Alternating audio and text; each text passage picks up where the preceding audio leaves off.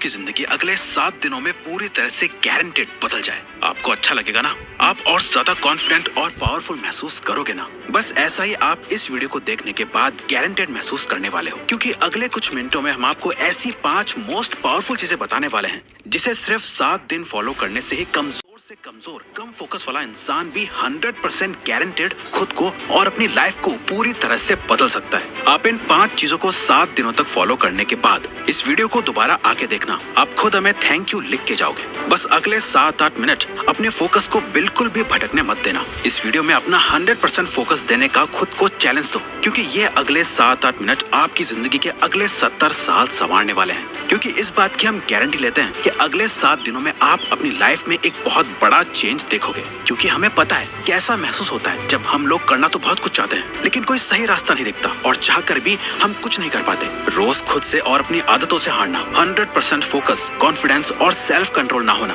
लोगों के बीच इंपॉर्टेंस नहीं मिलना, दूसरों की नजरों में क्या खुद की नजरों में खुद के लिए रिस्पेक्ट ना होना और इतना पावरफुल ना होना कि हम जो सोचे वो कर पाए, या कोई हमसे कुछ फालतू बोलने से पहले 10 बार सोचे।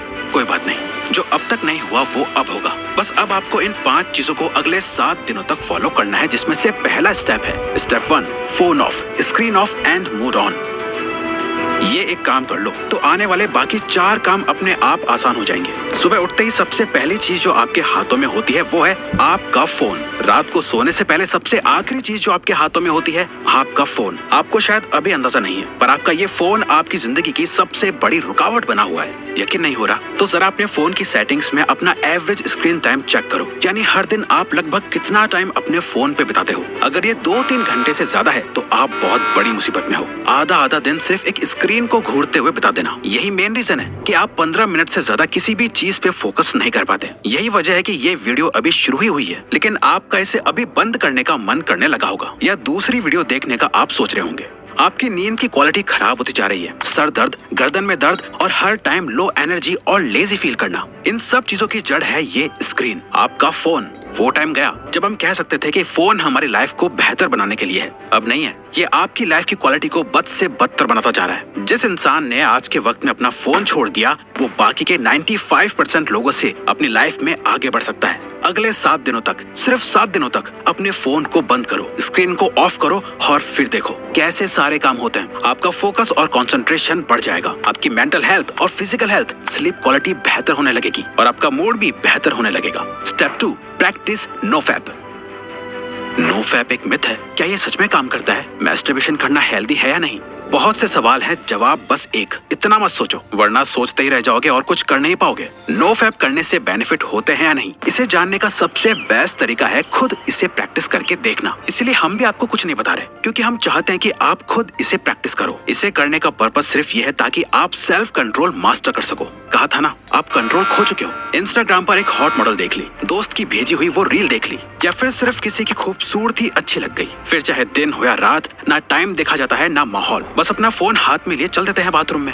चलो फोन की डिस्ट्रैक्शन से एक बार को खुद को बचा लोगे, लेकिन ये जो गंद जमा हो गया है दिमाग में, इसे तो निकालना पड़ेगा ना। इसी के लिए नो फैप को प्रैक्टिस करना है। गंदे ख्याल आए तो उन्हें कंट्रोल करना सीखो। जितना ज्यादा आप ये प्रैक्टिस करोगे आप उतनी बार जीतोगे। शुरू करने के लिए बस 7 दिन तक खुद को कंट्रोल करना है। इन 7 दिनों में किसी भी तरह के पॉर्न और मैस्टरबेशन को अवॉइड करना है, और आज से 7 दिन बाद इस वीडियो के कमेंट्स में आके अपना एक्सपीरियंस जरूर शेयर करना है। Step 3, master your time.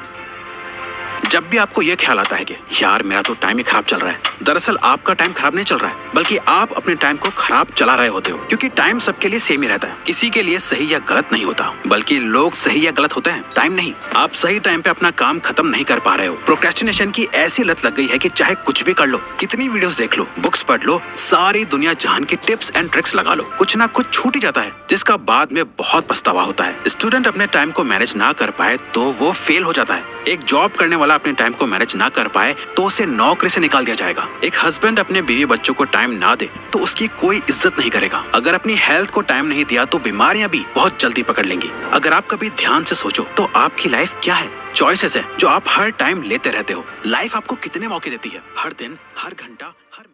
आपके पास चॉइस है कि आप क्या करते हो। वो करते हो जो आपके लिए करना जरूरी और सही है, या वो करते हो जो आप करना चाहते हो और जिससे बस थोड़ी देर की खुशी मिलती है। दोनों में बहुत फर्क है। एक आपकी जिंदगी बनाता है, दूसरा बिगाड़ता है। इसीलिए अगले 7 दिन अपने दिल की कम और दिमाग की ज्यादा सुनो। हर चीज का एक टाइम फिक्स करो, किस टाइम पढ़ना है, किस टाइम काम करना है, किस टाइम उठना है, किस टाइम सोना है। अपने 24 घंटों का एक रूटीन बनाओ। अपने टाइम का कंट्रोल अपने हाथों में लो और सबसे इम्पोर्टेंट, सुबह के 4 घंटे में अपना फोकस डाल दो। ये पूरे दिन का सबसे बेस्ट टाइम है। फिर चाहे मन हो या ना हो, जो काम जब करना है उसे करके खत्म कर दो। सारा खेल टाइम का है। जिसने अपना टाइम कंट्रोल कर लिया, उसकी लाइफ उसके कंट्रोल में आ जाएगी।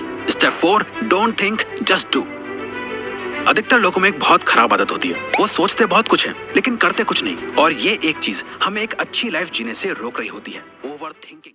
जरा इमेजिन करो, आपको एक पानी से भरा हुआ गिलास दिया गया है। आपको उस गिलास को अपने एक हाथ को ऊपर करके पकड़ के रखना है। अब अगर आप इस गिलास को 1 मिनट तक पकड़े रखोगे तो कुछ पता नहीं चलेगा, पर अगर आप इस गिलास को 1 घंटे तक अपने हाथ में यूं ही पकड़े रहोगे तो ये गिलास इतना ज्यादा भारी लगेगा कि आपका हाथ दुखने लगेगा। और अगर आप इसे पूरे दिन पकड़े रहोगे तो ये गिलास आपके लिए इस दुनिया की सबसे भारी चीज हो जाएगी। पानी के गिलास का वजन कभी चेंज नहीं हुआ, पर आपने इसे जितनी देर तक पकड़े रखा, ये उतना ही भारी होता चला गया। ओवर थिंकिंग इसी पानी के ग्लास की तरह काम करती है। अगर आप नॉर्मली किसी चीज के बारे में सोचो तो इतना फर्क नहीं पड़ेगा, पर अगर आप ज्यादा सोचने लगो तो ये आपको परेशान करने लगेगी। वहीं अगर आप एक ही चीज के बारे में पूरा दिन सोचोगे तो आपके हाथ की तरह आपका ब्रेन दर्द और थका हुआ फील करने लगेगा। जहाँ आप में कुछ भी करने की एनर्जी नहीं होगी, आपके मोटिवेशन लेवल गिर जाएंगे, आप एंग्शियस और डिप्रेस्ड फील करने लगोगे। ओवर थिंकिंग चेंज के ऑपोजिट काम करती है। अगर आप खुद को बदलना चाहते हो तो इस आदत को खत्म करना पड़ेगा। इस चैलेंज के 7 दिनों में एक सिंपल ये ट्रिक अप्लाई करो। जब भी आप खुद को ओवर थिंकिंग करते हुए पाओ तो 5 सेकंड के लिए अपने दिमाग को वहीं रोक के अपने दिमाग में